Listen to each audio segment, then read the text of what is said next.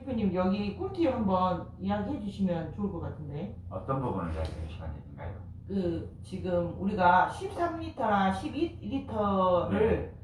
이제 변경해서 네. 절수형, 그 다음에 대소변 뭐라 그러죠? 그 구분형으로 해서 나눴을 때 그런 차이들.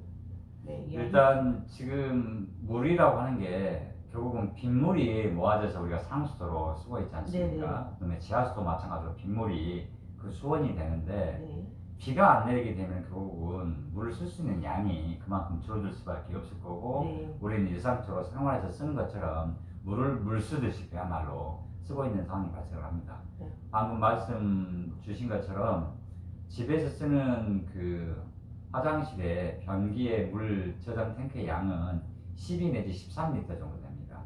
그런데 이게 제가 살고 있는 집에서는 기존에 절수형 스위치를 제가 좀 샀습니다. 네. 이것은 대변과 소변을 구분해서 물을 내릴 수 있게끔 네. 되어 있는데 모두 이야기하신 것처럼 하루에 개인이 화장실을 이용하는 것이 한 7번 정도 된다고 했을 때 네. 물이 12리터 하더라도 7, 14, 7, 7, 84리터 정도 들어가지 않습니까?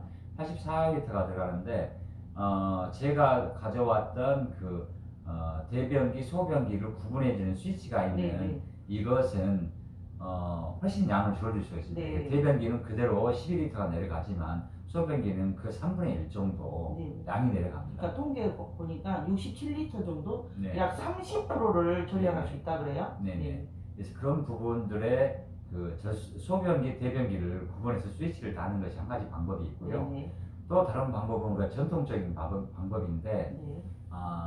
우리 지금 물 탱크 안에다가 물 높이에 맞춰가지고 물 스위치가 지금 조정이 되어 있거든요. 네. 거기에 다른 부피가 나가는 걸 넣으면 됩니다. 그래서 우리가 주로 많이 쓰는 게 벽돌이나 네. 아니면은 페트병에 물을 담아가지고 네. 넣어놓는 방식이 네. 있습니다. 그러면 그만큼 부피는 올라가 있고 쓰는 물 양은 줄어들기 때문에 아낄 수 있는 여지가 있습니다. 하나는 대소변 구분형, 네. 이 절수형이 있고요. 그다음에 원래 물량 자체를 절수하는 그런 절수형이 있는데, 만약에 물량 자체를 조절하는 것을 한다면 40리터, 그러니까 15리터를 평균 그냥 쭉 절약할 수가 있는 거죠. 그렇습니다. 그리고 생수병이라든가 뭐 벽돌 하나만 넣었을 때 네. 나무 한 그루에 네. 이산화탄소를 발생하지 않는 그런 효과가 있다 그래요. 그래서 네. 보통 2개나 3개를 넣으시거든요. 네. 그런데 이제 예를 들어서 13리터나 12리터짜리는 조금 물의 양이 많기 때문에 그 물을 그 통에다 넣는다든가 벽돌을 넣는다 하면 그만큼 물 자체는 많이 줄어들겠죠. 그래서 네. 여러분들 반드시 절수형이 6리터입니다.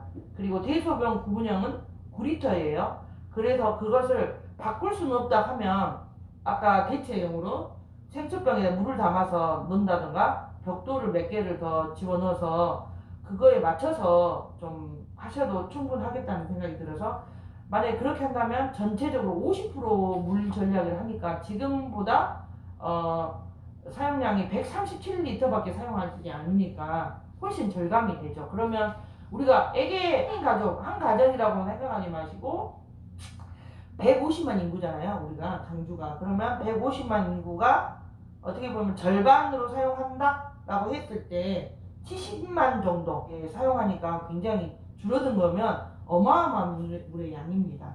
그래서 가정에서 꼭 절수를 해주시기 바랍니다.